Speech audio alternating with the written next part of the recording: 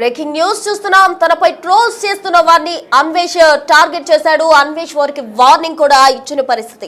నిన్న శివాజీ చేసిన వ్యాఖ్యలకు గాను అన్వేష్ కొన్ని అపదజాలంతో ఏదైతే పదాలు వాడకూడదో అటువంటి పదాలు యూజ్ చేసి శివాజీని విమర్శించడం జరిగింది. అంతటితో ఆగకుండా గరికపాటి గారిని కూడా విమర్శించాడు. అంతటితో కూడా ఆగకుండా అతను హిందూ దేవతలపై కొన్ని అన్పార్లమెంటరీ లాంగ్వేజ్ కూడా యూజ్ చేసిన పరిస్థితి. హిందూ దేవతలకు సంబంధించి ఆయన చేసిన వ్యాఖ్యలు తీవ్ర దుమారాన్ని రేపాయని చెప్పాలి. హిందూ సమాజం అంతా కూడా అతన్ని అన్ఫాలో చేయాలి, బాయ్కాట్ అన్వేష్ అంటూ కూడా అందరూ కూడా సోషల్ మీడియా వేదికగా విరుచుకుపడ్డ పరిస్థితి. అయితే అన్వేష్ 24 గంటల్లోనే అతని ఫాలోవర్స్ 15 లక్షల వరకు కూడా పడిపోవడంతో సారీ చెప్పేందుకు గారు ఓ వీడియో చేశాడు.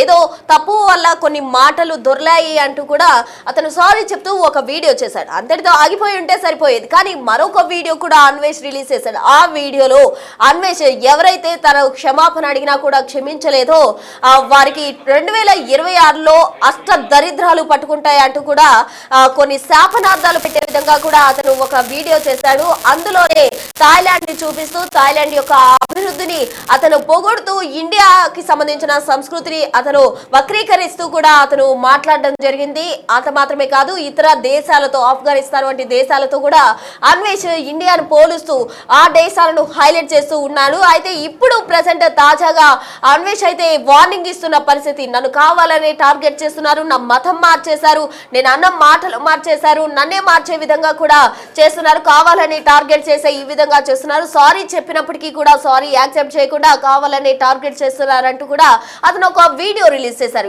ఎవరిని వదిలిపెట్టనంటూ కూడా వార్నింగ్ ఇచ్చారు. వదిలిపెట్టకపోతే ఏం చేస్తాడు అన్న కోణంలో నెటిజన్లు అయితే ఫైర్ అవుతున్నారు. ఇప్పటికే అతను హిందూ సమాజం తలదించుకునే విధంగా అతను చేసిన వ్యాఖ్యలకు అందరూ కూడా ఫైర్ అవుతున్న పరిస్థితి. ఇప్పటికే పలు స్టేషన్స్ లో అన్వేష్ పై కేసు కూడా నమోదు చేశారు. ఇండియాకి తీసుకొచ్చి అతనిపై తగు యాక్షన్ తీసుకోవాలని కూడా అంటున్నారు.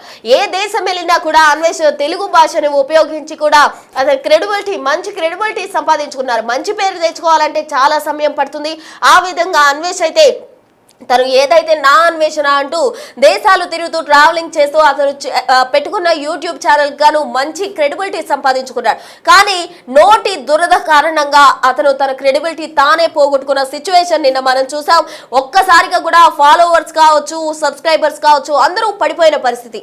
అయితే సారీ చెప్తూ ఓ మెట్టు దిగి అన్వేష్ తప్పులో మాటలు దొర్లాయి అంటూ కూడా అందరూ క్షమించాలంటూ కూడా చెప్పినప్పటికీ శివాజీని తిట్టాను తప్ప గరికపాటి నాన్న మాట వెనక్కి తీసుకుంటున్నాను అని అతను చెప్పాడు.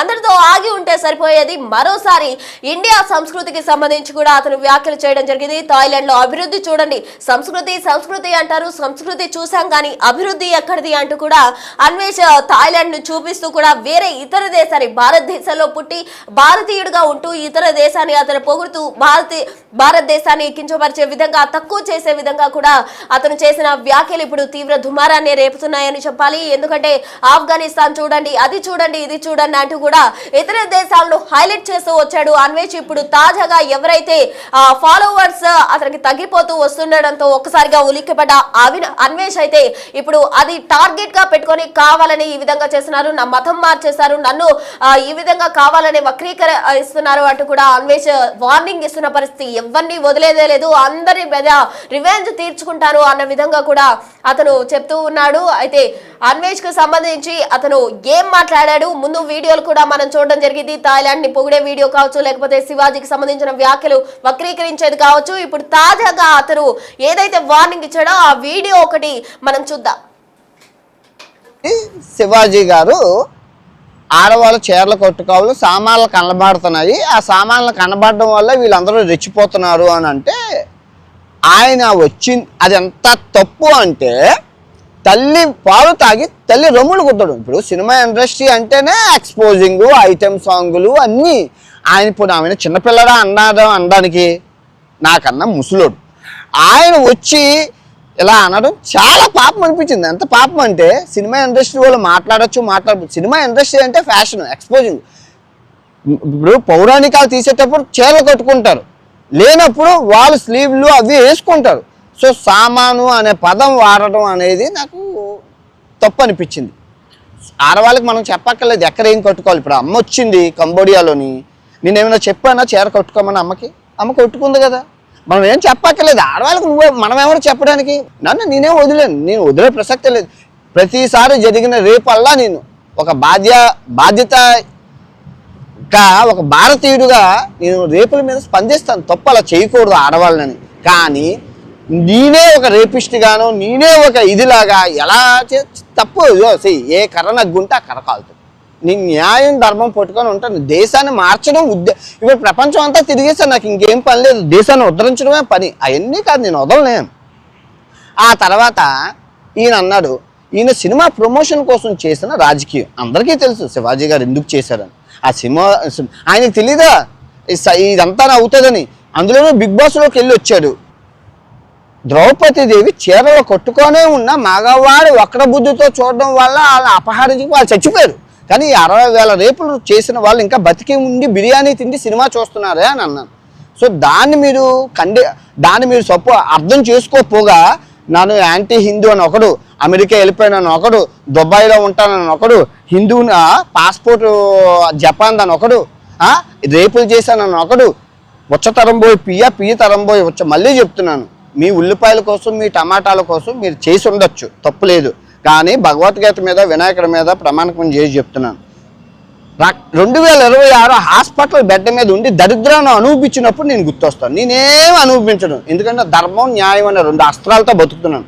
నేను ఏ రోజు మనిషిని మోసం చేయలేదు, ఏ ప్రమోషన్ చేయలేదు, నిజాయితీగా బతికాను. నాకు వచ్చిన డబ్బుల్ని కూడా ఒక 80 లక్షల రూపాయలు దాన ధర్మాలు చేశాను. బెట్టింగ్ యాప్లో చనిపోయిన కుటుంబాలకి 30 లక్షలు ఇచ్చాను. నేను ఏ తప్పు చేయలేదు. మళ్ళీ చెప్తున్నాను, ఏ చెట్టున అగ్గుంటే ఆ చెట్టు కాలుతుంది. నేను నిజాయితీగా బతుకు ట్యాక్స్ కడుతున్న వాడిని భారతీయుడిగా సిటిజన్షిప్ మార్చుకోవాలంటే చిటికలో మార్చుకోవచ్చు.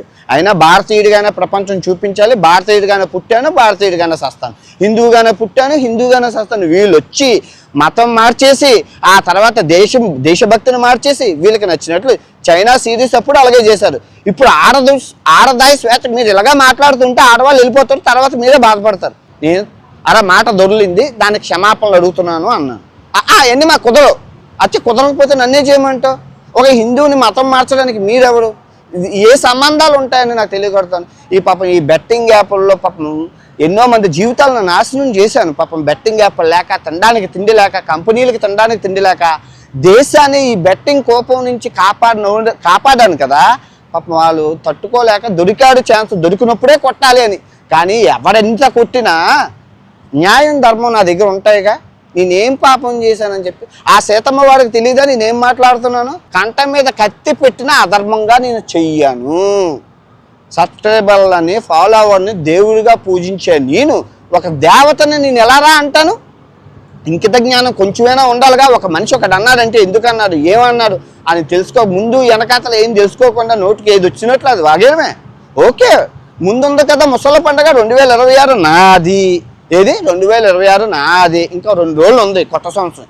ఈ కొత్త సంవత్సరంలోనే దేవుడే సమాధానం చెప్తాడు. కానీ ఎవడైతే సీతమ్మని అని చెప్పి ఉల్లిపాయలకి టమాటాలకి చేశారో 2026 మార్క్ మై వర్డ్స్, రక్తం కొక్కుకొని దరిద్రంతోనే హాస్పిటల్లో ఉండి నన్ను గుర్తుకు తెచ్చుకుంటా. ఆల్రెడీ ఈ బెట్టింగ్ యాప్ వాళ్ళందరూ అనుభవిస్తున్నారు, కుక్క చావు చేస్తున్నారు, ఇంకా అనుభవిస్తారు, ఇంకా ఉంటుంది.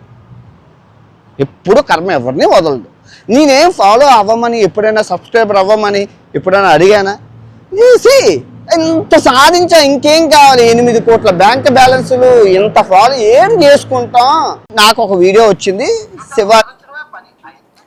సో చూసారు కదా అన్వేష్ ఏ విధంగా మాట్లాడుతున్నాడో. మునుపు వీడియోలో కూడా తన నాలుకకు మచ్చుంది అంటే జరిగిపోతాయి అంటూ కూడా, అష్ట దరిద్రాలు అంటుకుంటాయి అంటూ కూడా అతను శాపనార్థాలు పెట్టాడు. ఇప్పుడు ఈ వీడియోలో ఏమో ఏకంగా వార్నింగే ఇచ్చేస్తున్నాడు. అసలు అన్వేష్ పరిస్థితి ఏంటి అన్న వివరాలు మా ప్రతినిధి దేవిక అందించేందుకు సిద్ధంగా ఉన్నారు. దేవిక చెప్పండి, ఏంటి అసలు అన్వేష్ బాధ? ఎవరికి అర్థం కాని పరిస్థితి. నెటిజన్లు అయితే అతనిపై తీవ్రంగా కూడా మండిపడుతున్నారు. ముందు ఒక వీడియో చేశాడు, అందులోనే నోరు చారాడు అనుకుంటే మరొక వీడియోలో సారీ చెప్పాడు. అంతటితో ఆగకుండా మళ్ళీ కూడా శాపనార్థాలు పెట్టు ఇంకో వీడియో రిలీజ్ చేశాడు. ఇప్పుడు వార్నింగ్ ఇస్తూ కూడా ఇంకో వీడియో. అసలు అన్వేష్ బాధ ఏంటి? అసలు ఏం కన్వే చేయాలనుకుంటున్నాడు? అతని తీరేంటి? ఎస్ లో మనం చూడొచ్చు ముందు నుంచి కూడా నాన్ వేషణ అనే వ్యక్తి ఎంత సెలబ్రిటీ అనేది కూడా మనకు తెలుసు. ఆ వీడియోస్ కి సంబంధించి లేకపోతే వ్యూస్ కావచ్చు బాగా ఫేమస్. అలాగే బెట్టింగ్ యాప్స్ కూడా తన కారణంగానే ఈ రోజు ఇంత పెద్ద సంచలనం సృష్టించిందని తెలిసినప్పటికీ కూడా శివాజీ విషయంలో మాత్రం ఆయన నోరు జారిన వీడియో మాత్రం చాలా వైరల్ గా మారింది. ఎవరైతే ఆయన్ని ఎక్కువగా అభిమానించారో వాళ్ళే ఇప్పుడు ఆయనకి అగేన్స్ట్ గా మారటంతో ఒక్కసారిగా చాలా మంది కూడా ఆయన సబ్స్క్రైబర్స్ కూడా మళ్ళీ అన్సబ్స్క్రైబర్స్ అవ్వటంతో ఒక్కసారిగా అది జీర్ణించుకోలేక ఈ విధంగా సారీ చెప్పాడంటూ కూడా ఆయన అభిమానులుగా ఉన్న వ్యక్తులు చెప్పడం జరిగింది. కానీ ఇప్పుడు మళ్ళీ సడన్ గా అతను ఇంకొక వీడియో చేసి మళ్ళీ ఇప్పుడు నేను అదే ఉద్దేశంతో అనలేదు, నేను కేవలం అంటే ఏదైతే సామాన్లు ఏవైతే అన్నాడో వాటి మీద అన్నాను తప్ప ఇంకోటి కాదు అంటూ కూడా ఆయన చెప్పడం. అదే విధంగా నా నోటి మీద మచ్చలు ఉన్నాయి, నేను అంటే నిజమవుతాయి అంటూ కూడా మా అమ్మ కూడా ఇక్కడ కాంబో నియా వచ్చారు. మా ఫ్యామిలీ కూడా అంటే ఆడపిల్లకి ఎక్కడ ఏ బట్టలు వేసుకోవాలో తెలియదా, నువ్వు చెప్పడం ఏంటి, నాకంటే ముసలోడివి నువ్వు అంటూ కూడా ఇప్పుడు కూడా నోరు చూడటం అనేది ఎంత వివక్ష చూపిస్తుంది అనేది కూడా ఇక్కడ మనం దేవిక మనం చూస్తున్నాం. తను ఒక హిందువునని నా మతాన్ని కూడా మార్చే ప్రయత్నం చేస్తున్నారు అని అన్నారు. ఏవైతే నెటిజన్లు సోషల్ మీడియాలో వస్తున్న వీడియోలో అతను క్రిస్టియన్ కాబట్టి ఈ విధంగా వ్యాఖ్యలు చేశాడు, గొర్రెబిడ్డ అంటూ కూడా కొంతమంది వీడియోస్ పోస్ట్ చేయడం జరిగింది. ఆ వీడియోస్ కు సంబంధించి ఇప్పుడు అతను తను ఒక హిందువునని చెప్పుకోవడానికి వీడియో చేశాడు అనుకోవచ్చా? దీనికి మాత్రం సమాధానం అదే అని చెప్పొచ్చు. ఎందుకంటే మొన్నటి వరకు కూడా అతను చేసిన వ్యాఖ్యలన్నీ కూడా కొంచెం వివాదాస్పదంగా మారినప్పటికీ ఇప్పుడు మాత్రం అతను హిందూ కాదు. ఎందుకంటే ముఖ్యంగా మొన్న చేసిన మొదటిసారి శివాజీ విషయంలో స్పందించినప్పుడు ఆయన ఏదైతే వీడియోలో చేశారో అది మొత్తం కూడా అనేక మంది వ్యూయర్స్ కి కూడా కోపానికి గురి చేసింది. ముఖ్యంగా అసలు నువ్వు హిందువే కాదు అంటూ కూడా చాలా మంది అతని మీద ట్రోల్స్ చేయడం లేకపోతే వీడియోలు చేయడం ఇవన్నీ కూడా మనం చూడడం జరిగింది. ఆ తర్వాత సబ్స్క్రైబర్స్ వల్ల సారీ చెప్పాడు. ఇప్పుడు మాత్రం అతను హిందువు కాదు అంటూ కూడా ఏవైతే వీడియోలు ట్రోల్ అవుతున్నాయో వాటి కారణంగానే ఇప్పుడు ఆ వీడియోలో ముఖ్యంగా మెన్షన్ చేసి నేను హిందువునే, మీరు అందరూ ఎందుకు అలా తప్పుగా అపార్థం చేసుకుంటున్నారు అనేది కూడా మెన్షన్ చేయడానికి రీజన్ కూడా అదే అనేది తెలుస్తుందని చెప్పొచ్చు. కట్టుబొట్టు గురించి కూడా ఆయన మాట్లాడిన విధానం కూడా ఇదంతా ఇప్పుడు ఎలా మాట్లాడుతున్నాడు అంటే కొంచెం సామరస్యంగా మాట్లాడినప్పటికీ అక్కడక్కడ మాటలు మాత్రం కొంచెం వివాదాస్పదంగానే మారాయని చెప్పొచ్చు. చూసే వాళ్ళకి కావచ్చు లేకపోతే ఆయన సబ్స్క్రైబర్స్ కి వీళ్ళందరికీ కూడా కోపానికి గురి చేస్తూ నాన్ వేసిన ఎందుకు ఈ విధంగా మారాడు, అక్కడికి వెళ్ళాక అంటే ఇంకా నేను ఇండియాకి అసలు రాను అనే మాటలు కావచ్చు ఇవన్నీ కూడా కొంతవరకు వివాదాస్పదంగానే మారాయి. ముఖ్యంగా తన తల్లి గురించి కూడా తను మాట్లాడడం జరిగింది. ఆడవాళ్ళకి ఎక్కడ ఏ బట్టలు వేసుకోవాలో మీరు చెప్పాల్సిన అవసరం లేదు. ఇప్పుడు మా అమ్మగారు కంబోనియా వచ్చారు, ఇక్కడ ఆవిడ కట్టుబొట్టు అంతా కూడా అలాగే ఉంది, కానీ మీరెవరు చెప్పడానికి అంటూ కూడా ఆయన చేస్తున్న మాటలు. అలాగే ముఖ్యంగా నా నాలుక మీద మచ్చలు ఉన్నాయి, నేను శాపనార్థాలు పెడతాను అని ఇలాంటివి అంటే అతను ఒక మంచి వ్యక్తి అయినప్పటికీ ఇలాంటి ఎందుకు పెడుతున్నాడు, ఏం జరిగింది అంటే సబ్స్క్రైబర్స్ కోసమా, వ్యూస్ కోసమా, లేకపోతే నేను హిందువుని అని చెప్పుకోవడానికి ఇలాంటి వీడియో చేశాడా అనేవి మాత్రం ఎక్కువగా వినిపిస్తున్నాయి అని చెప్పొచ్చు. Right, thank you Devika. So మొత్తంగా చూసినట్లయితే ఏదైతే అన్వేష్ చేస్తున్న వీడియోలు ఉన్నాయో అవి ప్రతి ఒక్కటి కూడా తీవ్ర దుమారంగా మారాయని చెప్పాలి. ఇప్పుడు తాజాగా అతను నేను హిందువునే, ఎందుకు నా మీద బురద జల్లే ప్రయత్నం చేస్తున్నారు, కావాలని నన్ను టార్గెట్ చేశారు, దేన్ని కూడా నేను ఊరికే వదలను, నన్ను టార్గెట్ చేసిన వారిని వదిలిపెట్టను, ఫ్యూచర్లో వాళ్ళంతా కూడా రక్తం కక్కుకొని చచ్చిపోతారు అంటూ కూడా అతను చేసిన వ్యాఖ్యలు ఏవైతే ఉన్నాయో అవి కూడా సంచలనంగా మారాయని చెప్పాలి. అసలు అన్వేష్ దేనికోసం ఇవన్నీ చేస్తున్నాడు, సబ్స్క్రైబర్స్ కోసమే చేస్తున్నాడా అంటే నిన్న ఒక్కసారిగా ఆయన చేసిన వ్యాఖ్యలతో అతని ఫాలోవర్స్ కావచ్చు, సబ్స్క్రైబర్స్ కావచ్చు ఒక్కసారిగా పడిపోయిన పరిస్థితి. మరి ఇప్పుడు ఈ వీడియోలు దేనికోసం చేస్తున్నాడు, సింపతి గెయిన్ చేసుకునేందుకు చేస్తున్నాడా, మరి వార్నింగ్లు ఏంటి లేకపోతే శాపనార్థాలు ఏంటి అన్న కోణంలో కూడా నెటిజన్స్ మండిపోతున్నారు. మరి తదుపరి దీనికి సంబంధించిన పరిణామాలు ఏ విధంగా ఉండబోతున్నాయి అన్నది వేచి చూడాలి.